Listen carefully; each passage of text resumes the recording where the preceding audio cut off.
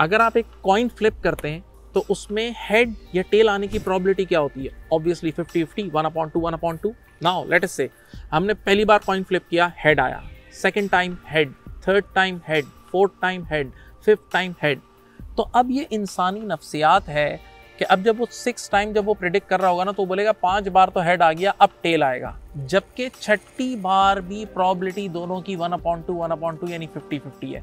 यानी छठी बार भी वही प्रोबेबिलिटी है जो पहली बार थी। इस अमल को कहते हैं गैम्बलर्स, इस सोच को बोलते हैं गैम्बलर्स फैलेसी। यानी गैम्बलर ये प्रेडिक्ट कर रहा होता है कि अगर एक ही इवेंट कॉन्स्टेंटली बहुत बार आ गया तो अब उसके होने के चांसेस कम है, जबकि मैथमेटिकली प्रोबेबिलिटी वही होती है जो पहली बार होती है। तो यहाँ से इंसान हार जाता है। सेकंड, इसकी एग्जांपल अगर आप देखें तो हम जब डाइस रोल कर रहे होते हैं जिसमें 1 2 3 4 जिसको छक्का बोलते हैं, ठीक है, तो अब लेट अस से एक साथ 2 डाइस को अगर मैं रोल करता हूँ तो 6 नंबर एक साथ दोनों में आने की क्या प्रोबेबिलिटी बताऊँ? 1/6 पहले की और दूसरे की 1/6। तो अगर आप 1/6 मल्टीप्लाई बाय 1/6 करेंगे तो 1/36 है, राइट। तो अब मैंने राइस रोल किया, यानी पेयर ऑफ डाइस को रोल किया, तो दोनों में 6 आ गया। तो अब मैं बोलूंगा एक, यानी इसको हम लोग अपनी देसी जबान में बोलते थे डबल छक्का आ गया, राइट।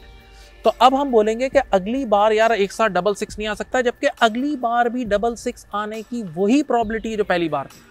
इसकी तीसरी मिसाल है ये रोलेट, जो कसिनोज वगैरह में होता है, जिसमें ब्लैक एंड रेड 2 कलर्स होते हैं, और भी चीज़ें होती हैं लेकिन मेजर ब्लैक एंड रेड होता है, समझ लो भी। तो लोग क्या करते हैं, वो ब्लैक पे पैसा लगाते हैं, तो अगर ब्लैक नहीं आया तो वो कहते हैं यार फिर ब्लैक पे लगाया, लेकिन थोड़ी देर बाद वो बोलते हैं 3 बार ब्लैक नहीं आया तो अब रेड आएगा, जबकि उस चौथी बार भी प्रोबेबिलिटीज़ वही होती हैं जो पहली बार होती है। इस फैलेसी को गैम्बलर्स फैलेसी इसलिए भी कहते हैं क्योंकि 1913 में एक कसिनो था, मॉन्टी कार्लोस कसिनो, उसमें एक बंदा मिलियंस ऑफ डॉलर हार गया था, और उसने ब्लैक कलर के अगेंस्ट चल रहा था, जबकि ब्लैक कलर एक साथ 26 टाइम्स आया था। तभी से इस फैलेसी को मॉन्टी कार्लोस फैलेसी भी बोलते हैं। तो ये रियल लाइफ में बहुत अप्लाई होता है। अच्छा, इसी तरह ये लॉटरी में भी अप्लाई होता है कि लॉटरी में आप देखते हो यार ये नंबर आ गया, तो आप बोलते हो अब ये नंबर नहीं आएगा, जबकि ये आ सकता है। सर क्या ये सिर्फ आप गैम्बलिंग की एग्जाम्पल देंगे या स्टॉक मार्केट की? आप इस पर कोई रियल लाइफ में की एग्जाम्पल दें। बिल्कुल रियल लाइफ में। अब लोग अक्सर होता है, एक साहब है, उनके यहाँ पहले बेटी पैदा हुई, तो उन्होंने फिर बच्चा पैदा किया, फिर बेटी पैदा हुई, तीसरी बार भी बेटी पैदा हुई, चौथी बार भी बेटी पैदा हुई। तो अब वो सोचेंगे यार अब 4 बार तो बेटी हो गई, तो अब इस बार शायद बेटा होगा, जबकि प्रोबेबिलिटी वही है जो पहली बार थी, वही थी। तो ये रियल लाइफ केसेस हैं। अब सवाल ये है, और ये हमारी रियल लाइफ पे हिट करते हैं। इसी तरह ये क्रिकेट पे भी जो लोग खेल रहे होते हैं, प्रेडिक्ट कर रहे होते हैं, उस पर भी अप्लाई होता है। अच्छा, अब सवाल ये है कि how to avoid this fallacy.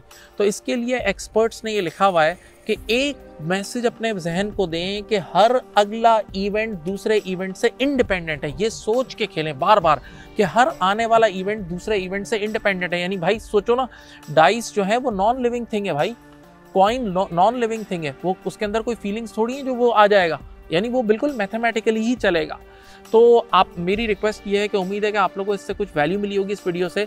अगर वैल्यू मिली है तो आप कमेंट करें और आप इसकी कुछ और एग्जांपल्स शेयर करें, तो maybe possible we can make more future videos. और अपना बहुत ख्याल रखिएगा। अल्लाह हाफिज़। Thank you.